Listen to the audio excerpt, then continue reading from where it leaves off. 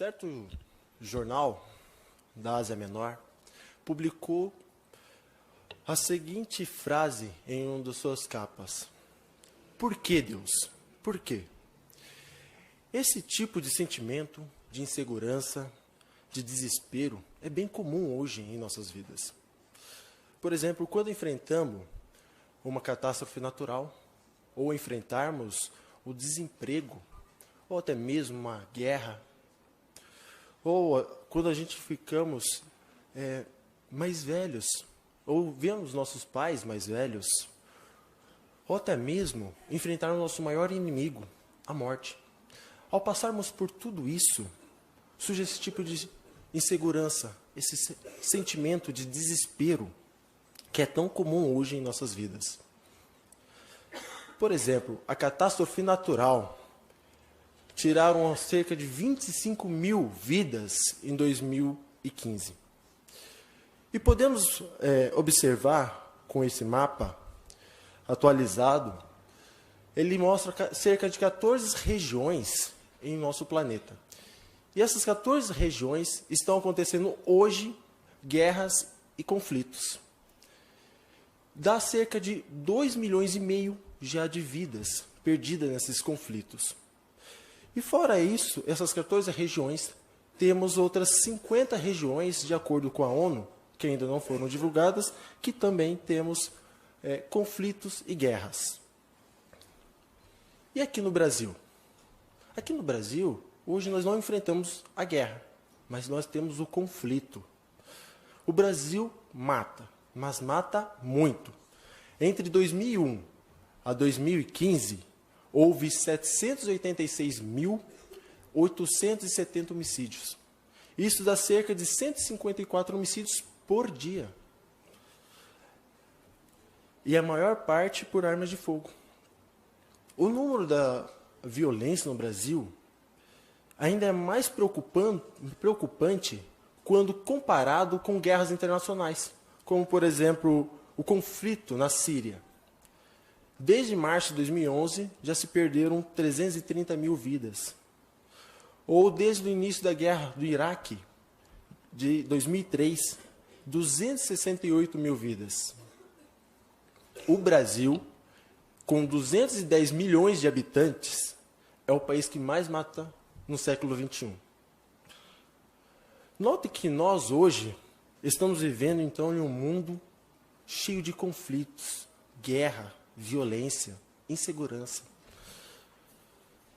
Nesse momento de dificuldade, então é comum surgir dois grupos de pessoas. Que grupos são esses?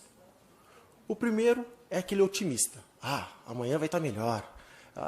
Haverá um governo político que vai resolver esse problema. Ou senão, uma tecnologia revolucionária vai surgir e vai acabar com a violência. Ou até mesmo, a humanidade vai perceber, vai mudar o jeito de atitude. E também temos outro grupo, que são o que está lá em 1 Coríntios 15:32, só a parte final, que diz assim: comamos e bebamos, pois amanhã morreremos. É o tipo de pessoa que quer viver ao máximo o dia de hoje. E a Bíblia já nos advertia desde o passado desse tipo de atitude. E esse tipo nós não queremos ser, não queremos viver o máximo cada dia. Mas, e nós, que estudamos a Bíblia e buscamos conhecer a verdade sobre Jeová? Nós somos otimistas. Mas será que o nosso otimismo é baseado em um governo humano? Ou numa tecnologia revolucionária? Ou na mudança da humanidade? Nós temos hoje 3 pontos principais nesse discurso. O primeiro ponto é ver que baseamos nosso otimismo na fé. O segundo, como podemos superar nossos problemas encarando o futuro com fé e coragem. E o terceiro, ajudar o próximo com fé e coragem quanto ao futuro. Então vamos ver o primeiro? Que baseamos nossa fé, então, nosso otimismo na fé. Nós, testemunhos de Jeová, temos muita fé em um futuro melhor baseado na Bíblia, nas esperanças, nas profecias que ela deixou para nós. Mas o que é fé? Certo dicionário define fé como firme crença em algo para o qual não existe prova. E sobre esse mesmo assunto, notem o que a Bíblia diz. Vamos ler Hebreus, o capítulo é o 11, o versículo é 1. Hebreus, capítulo 11, o versículo 1.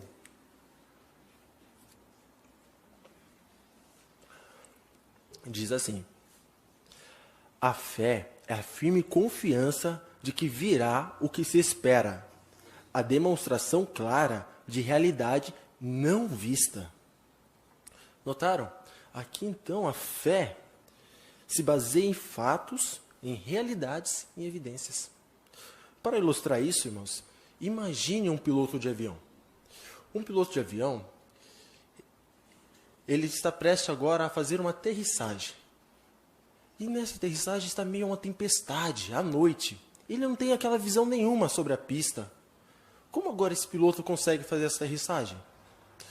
Ele agora vai ter que ter fé e coragem em confiar no seu painel de instrumento. Saber a velocidade, a que direção eu estou dirigindo. Confiar na torre de comando, nas informações que ele está recebendo. Desta forma, nós temos que ter fé, coragem em confiar no que a Bíblia tem a passar para nós. Nas profecias. Confiar nas palavras de Jeová que ela passa para nós. A pessoa que tem fé, ela tem a garantia de que o cumprimento, que tudo que Deus deixou, é como se já se cumprido. Mas, e que profecias que a Bíblia deixa para nós? Que profecias que ela deixa para o futuro? Se nós abrirmos a nossa Bíblia, na página 20, na parte da introdução, na pergunta número 10, aqui a gente pode ver alguns textos das profecias para o futuro. Por exemplo, na pergunta 10 é o que a Bíblia promete para o futuro. Apocalipse 21:4. Note o que diz. Ele enxugará dos seus olhos toda lágrima, e não haverá mais morte, nem haverá mais tristeza, nem choro, nem dor. As coisas anteriores já passaram. Notaram, irmãos? Que maravilha será um tempo que nós vamos viver, que não haverá mais a morte. Um tempo que não vai haver mais tristeza, de perda de entes queridos, problemas de saúde, problemas financeiros. Maravilha termos esperança que um tempo não haverá mais a delegacia, não haverá mais hospitais.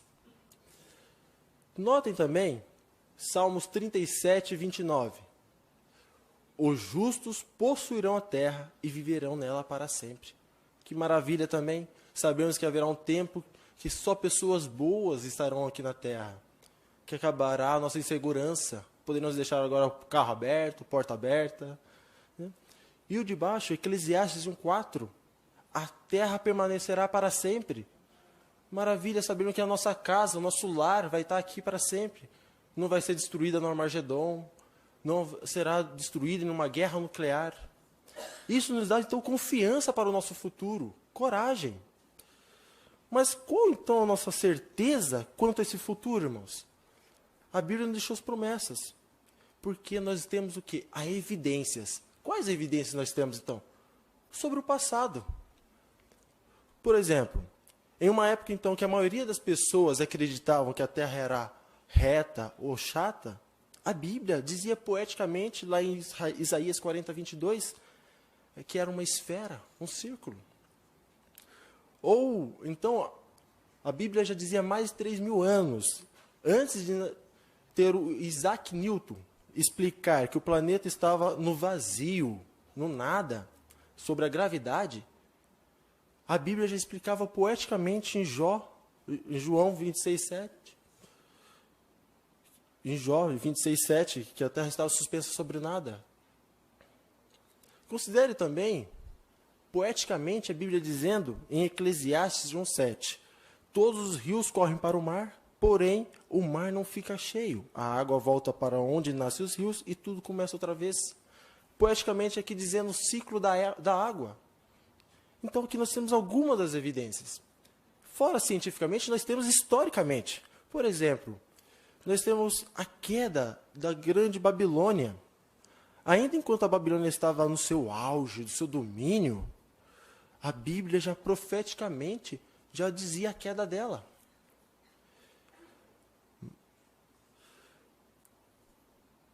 Mas não só isso.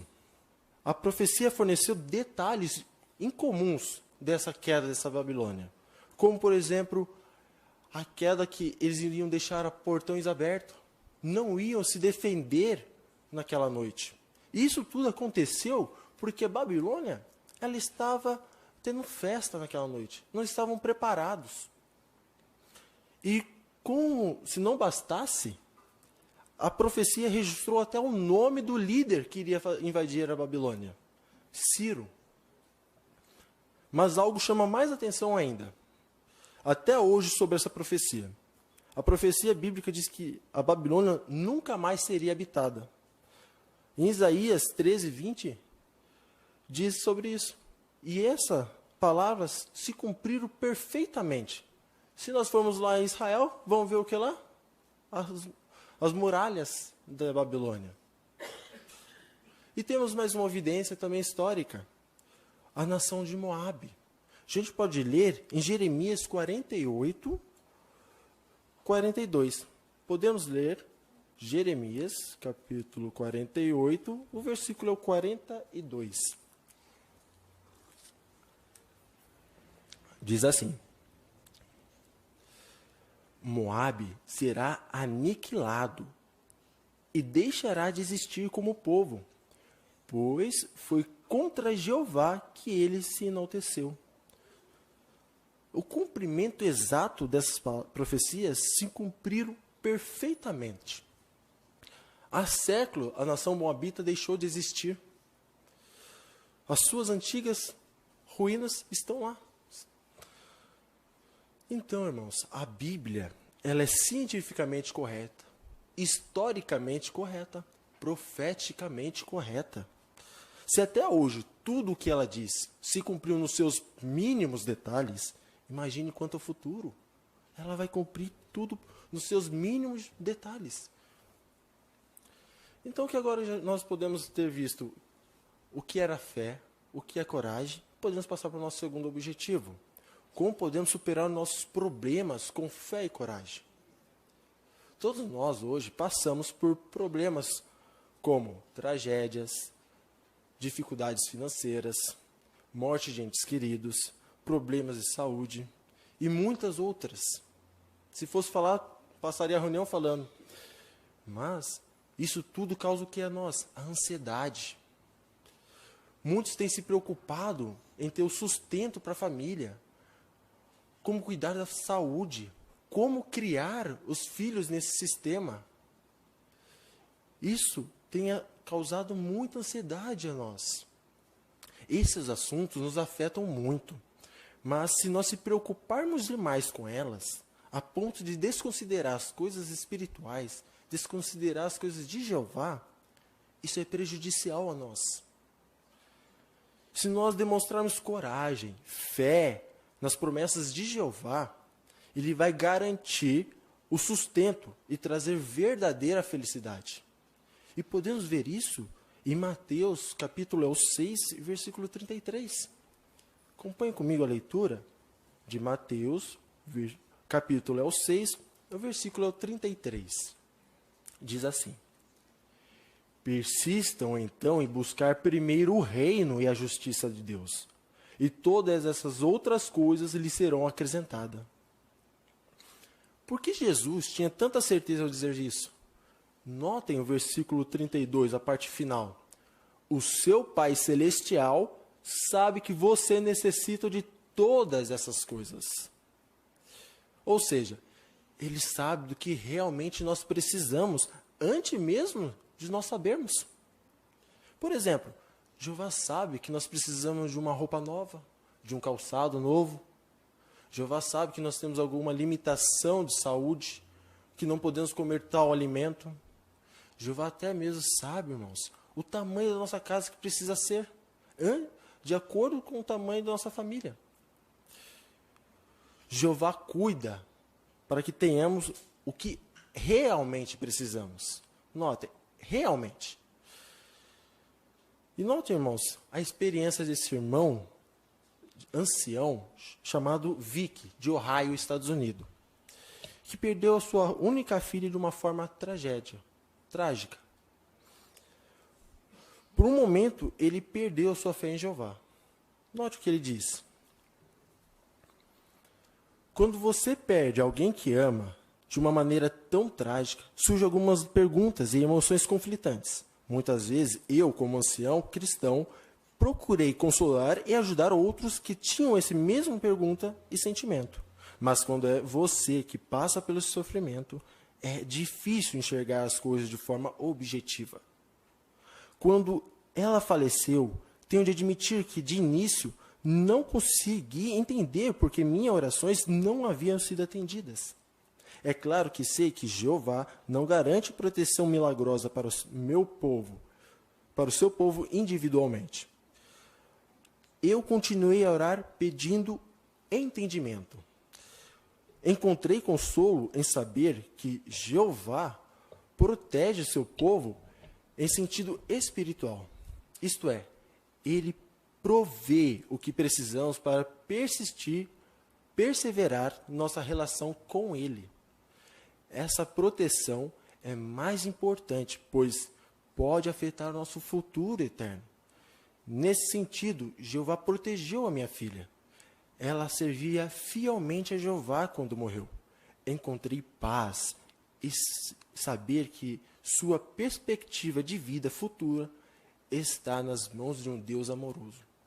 Essa experiência está na Despertar de 22 de julho de 2001, na página 23. Esse relato, pessoalmente, me chamou muita atenção e me emocionou. Mas que lição nós podemos tirar desse exemplo? Nós estamos bem cientes que estamos vivendo nos últimos dias desse sistema de Satanás. Mas o que nos ajuda a ter fé e coragem? É nos achegar mais a Jeová. Como fez esse ancião veterano? Quando perdeu sua única filha, ele orava a Jeová pedindo entendimento. Ele diz que quando ele com sua esposa orava a Jeová, ele dizia que precisava de mais Espírito Santo de Deus. E isso ajudava eles a viver mais um dia. E sua esposa, ela não sabia nem o que orar, o que pedia a Jeová. E Jeová, mesmo assim, dava força para ela. É muito difícil passarmos por tragédias como essa, em perder alguém que amamos. Muitos de nós já consolamos, ajudamos alguém que está assim. Mas quando é conosco, quando é com você, é diferente. O sofrimento, é difícil enxergar as dificuldades. A experiência, então, dessa família reflete a dor muito bem de muitas famílias hoje que passam. Então, a fé na promessa da ressurreição nos ajuda a vencer essa dificuldade. Diferente dos que não acreditam em Jeová ou nas promessas. Vamos ver João, capítulo 5, 23. A esperança que nós temos. João, capítulo 5, 28. Diz assim: não fiquem admirados com isso, pois vem a hora em que todos os que estão nos túmulos memoriais ouvirão a voz dele. Sabemos que Jeová criou tudo, então ele tem o poder para dar vida aos que já se perderam na morte. Mas então será que é possível ele se lembrar de todos? Sim, irmãos. Por quê? Lá em Isaías 40, 26, diz que Jeová sabe o nome de cada estrela em nosso universo. E há bilhões de estrelas. Ele chama cada um não por número, mas sim por nome. Então vai ser fácil para ele lembrar dos nomes das pessoas que já se perderam na morte. Receber a ajuda de Jeová durante uma provação fortalece a nossa fé e coragem para o futuro, como diz lá em Romanos, capítulo 5, de 3 a 5. Podemos ler também. Romanos, capítulo 5, versículo do 3 ao 5. Olha o que diz, irmãos. Não somente isso, mas alegrem-nos também ao passar por sofrimento, pois sabemos que o sofrimento produz perseverança. A perseverança, por sua vez, uma condição aprovada. A condição aprovada, por sua vez, esperança. A esperança não leva à decepção, porque o amor de Deus foi derramado em nosso coração por meio do Espírito Santo que nos foi dado. Com certeza, irmãos, nada nos dá mais alegria em sentir que estamos agradando a Jeová. Esse sentimento que nenhuma dificuldade vai tirar de nós. Pelo contrário, continuar fiel a Jeová, apesar das dificuldades, aumenta a nossa alegria. Além disso, Jeová dá o Espírito Santo, como ele diz na Bíblia. Podemos, então, superar os nossos problemas com fé e coragem. Por fim, passamos para o nosso último objetivo: como ajudar o próximo a ter fé e coragem quanto ao futuro. Agora que sabemos, então, o que é evidências, sabemos as profecias do futuro, a gente podemos ajudar a outros. Podemos preparar outros a enfrentar este mundo com fé, com mais coragem. E isso vai diminuir o estresse, a ansiedade. Hoje temos uma esperança segura quanto ao futuro que Jeová nos deu. O reino de Deus, em Daniel 2,44. E queremos transmitir essa esperança a todas as pessoas pelas quais Cristo morreu. Fortalecê-las, a confiar nele, no reino de Deus. E sempre podemos fazer mais para ajudar. Como? Como podemos ajudar? Por sairmos no campo, fazermos revisitas, por convidarmos a vir à reunião, por fazermos estudos, ao irmos ao carrinho, ao pregar no trabalho, escola, ao quando formos à padaria. E muitos outros modos temos de transmitir essas informações às pessoas, aos nossos próximos, para que eles tenham fé, tenham coragem. Dessa forma, irmãos, estaremos mostrando um real interesse no nossos próximos. Se você ainda não é uma testemunha de Jeová, estude com uma delas. A única fonte que dá uma visão confiável do futuro. Aprenda sobre Jeová, aprenda sobre Jesus Cristo e aprenda sobre o reino de Deus. E continue associando-se com o povo de Jeová. Estará também preparado para enfrentar o futuro com fé e coragem.